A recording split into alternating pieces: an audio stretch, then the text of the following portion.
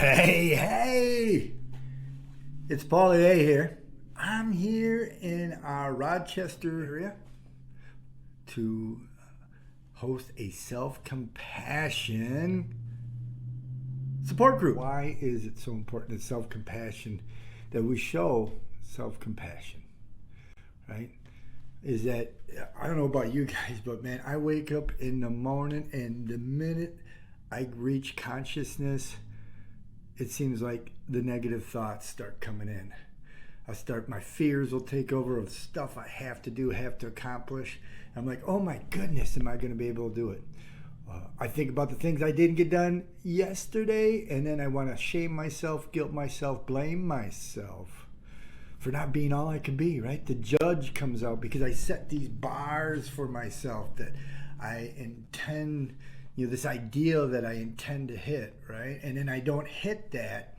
And what happens? The judge comes out, the shame, the guilt, I start beating myself up.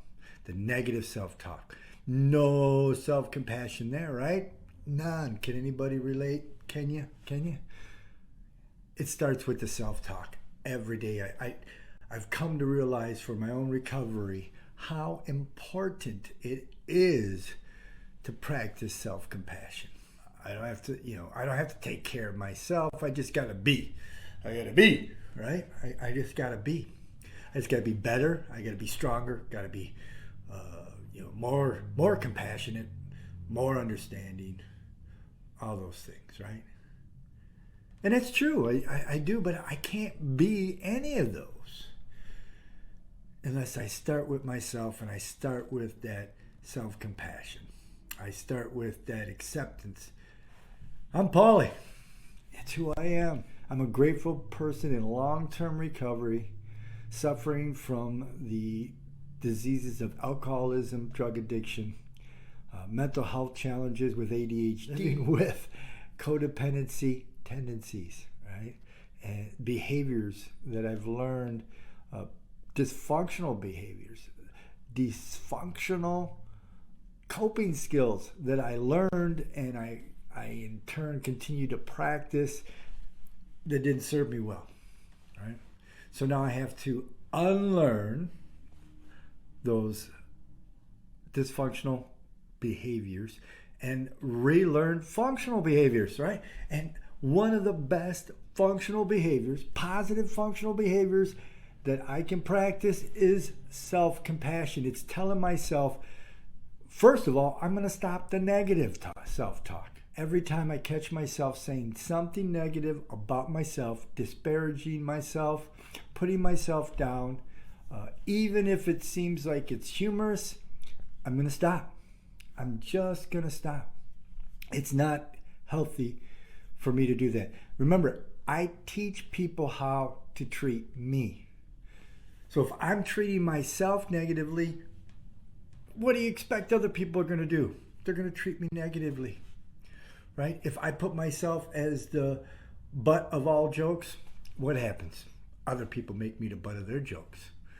And then I get mad at them when they just were following the example that I set, right? So it starts out with quit making myself or quit putting myself down. That's where it starts. And start putting those affirmations and start telling myself what a wonderful, great human being I am. I know it's really hard for me. I'm like, man, you gotta stay humble, Pauly. You can't get arrogant. We hear those words. Ego. Remember? Ego steps in. Well, no. There's a difference between ego and external gratification. Seeking that outside. My ego having to go outside and get all these people to pat me on the back, tell me how great I am, and do all these exuberant things so people look at me. That's ego in my book. And I'm not a professional psychologist by any means. But I do know this for myself, and I can only speak for myself. And that when I speak nicely to myself, my day goes better. I get more things done. I accomplish my goals. I get excited about life. When I talk negative to myself, man, you might as well turn this camera off. I just want to crawl into bed. I don't want to face the world, right? So it seems so simple. Just simple words. I'm healthy. I am well. I'm creative. I'm happy. I am moving in the right direction. And I don't believe in, painting over something that is there and just have some happy-go-lucky affirmations. No, I'm not. I'm saying focus on where you're at. Focus on the little things.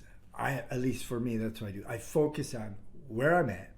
I focus on what little victories I have accomplished. And I build on those. Acknowledging that maybe, I need to work on my, physical health. I need to work on my emotional health. But today, I'm so much better than I was yesterday. And everything starts with awareness. If you're not aware of it, you can't change it. So you acknowledge it. You be grateful for it. I am a grateful recovering person in long-term recovery, right?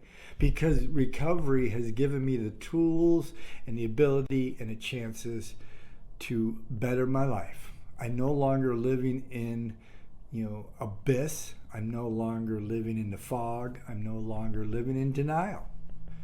I don't have to live in denial today just to make, to say those positive affirmations and act like, they're not happening, because it doesn't help me. If I make an affirmation that I know inside isn't true, that doesn't help me. So what I need to do is just acknowledge the affirmations that do work, that are truthful, right? That will help me, whatever they are. Today, I'm here at Compassionate Peer Support and Training. I got up today. I made it here. I'm working with you guys. I'm working with individuals, helping them design a life of recovery, one that works for them, showing them compassion and understanding, empathy, but doing it in an honest, open, and real way. We don't deny the truth, but we move forward with the truth. This is what I get to do as a certified peer specialist for Compassionate Peer Support and Training, LLC, is work with individuals, help them find their pathway to recovery, one that works for them, one they'll be willing to do and surrender to implement in their lives on a daily basis so they can create a life that they've always dreamed of, just like I was able to do with the help of other peers in my life.